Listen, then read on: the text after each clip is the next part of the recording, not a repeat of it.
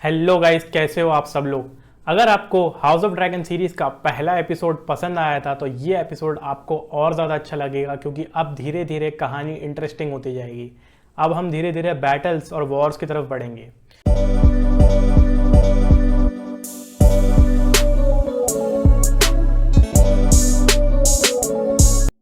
Wars का नाम लेते ही सबसे पहला वॉर जो एगन द कॉन्करर ने लड़ा वो सेकेंड एसी में लड़ा डॉन के खिलाफ, क्योंकि डॉन उस टाइम तक अनबेंट, अनब्रोकन और अनबाउड था।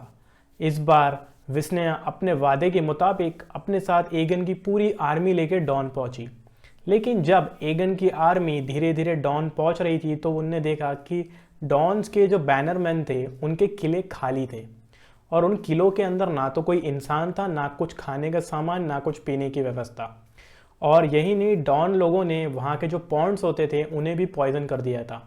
नतीजन एगन के आर्मी के घोड़े मरने लगे और साथ साथ आदमी भी मरने लगे। लेकिन जैसे तैसे जब वो प्रॉपर डॉन पहुंचे तो उन लोगों ने देखा कि वहाँ पर कोई भी नहीं है।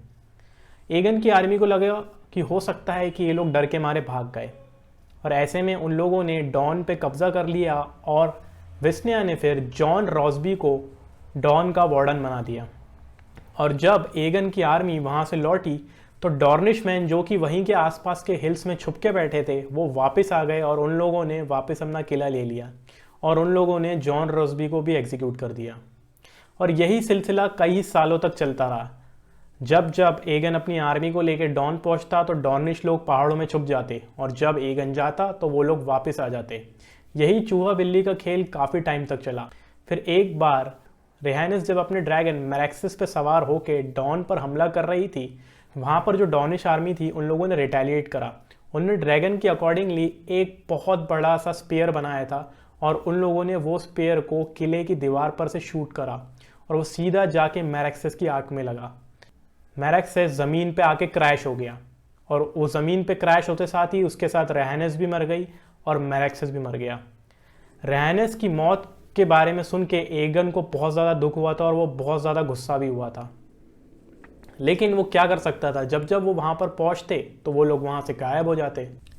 लेकिन फिर 13 एसी में मारिया मार्टेल, जो वहाँ की क्वीन थी, उसकी डेथ हो गई, और उसका बेटा नायमोर मार्टेल, जो नया राजा बना, उसे ये लड़ाई झगड़ा कुछ पसंद। उसने एगन द कॉन्करर को पीस ट्रीटी ऑफर करी, और ये पीस ट्रीटी उसने किसी और से नहीं बल्कि उसकी खुद की बेटी नमेरिया से किंग्स लैंडिंग पहुंचाई। जब एगन ने वो पीस ट्रीटी पढ़ी तो उसने देखते साथ ही खारिज कर दिया, क्योंकि उसकी बहन और उसकी बीवी रेहानिस की डेथ हुई थी, और उसके काउंसिल में भी कोई ये नहीं चाहता था कि डॉन को बख्शा जाए।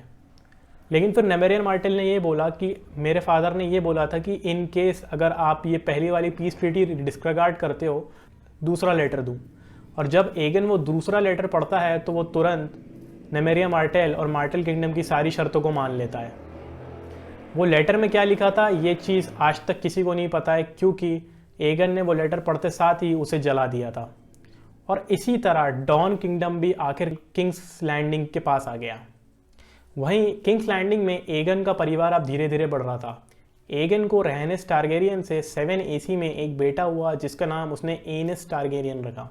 एनिस बचपन से कमज़ोर था और खेलने कूदने में भी इतना ज़्यादा एक्टिव नहीं था, लेकिन क्योंकि वो एगन टारगेरियन का पहला बेटा था इसलिए एगन बहुत ज़्यादा खुश था, और एगन ने उसे क्विक सिल्वर ड्रैगन भी गिफ्ट करा था। और यही नहीं, by default Aenys Targaryen heir to the Iron Throne था। और वहीं फिर 12 एसी में विसेनिया ने मेगर को जन्म दिया। मेगर जो था वो बचपन से ताकतवर, शक्तिशाली था, और उसे लड़ाई झगड़ा करना, वॉर करना, बैटल्स करना, ये सब बहुत पसंद था।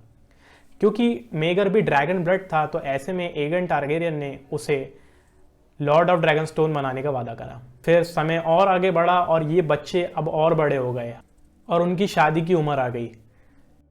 22 एसी में एनस टारगेरियन ने एथन वेलेरियन की बेटी एलिसा वेलेरियन से शादी कर ली, और शादी के अगले साल ही एनस को एक बेटी हुई जिसका नाम उसने अपनी माँ के नाम पर रेहानिस टारगेरियन रखा। ये देख के एगन टारगेरियन भी बहुत ज़्यादा खुश हुआ था।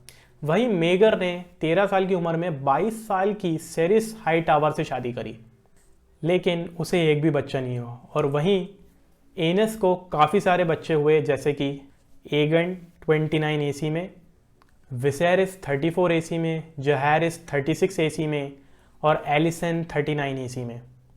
इतने सारे बच्चों के बीच ये देखना बहुत इंटरेस्टिंग था कि आयरन थ्रोन किसके पास जाएगी, क्योंकि विस्न्या को पता था कि एगन के मरने के बाद उसकी थ्रोन एनस टारगेरियन को जाएगी, और एनस के भी अब काफ़ी सारे बच्चे हो चुके थे, और उसका जो सपना था अपने बेटे मेगर टारगेरियन को आयरन थ्रोन पे बैठाने का, वो अब सपना अब काफ़ी दूर है। आगने वाले एपिसोड्स में हमें पता चलेगा कि वो थ्रोन किसके पास गई। यहाँ पर ये सेकंड एपिसोड खत्म हो, आने वाले एपिसोड में मैं बताऊंगा कि वो बच्चे बड़े होते हैं तो किस तरीके के होते हैं और किस तरह से व्यवहार होता है, और यही नहीं ये भी पता चलेगा कि वो थ्रोन आखिरकार गई किसके पास। वीडियो अच्छी लगी होगी तो वीडियो को लाइक करना, कमेंट करना, चैनल को सब्सक्राइब करना। मैं आपसे मिलूंगा अगली वीडियो में, तब तक के लिए बाय।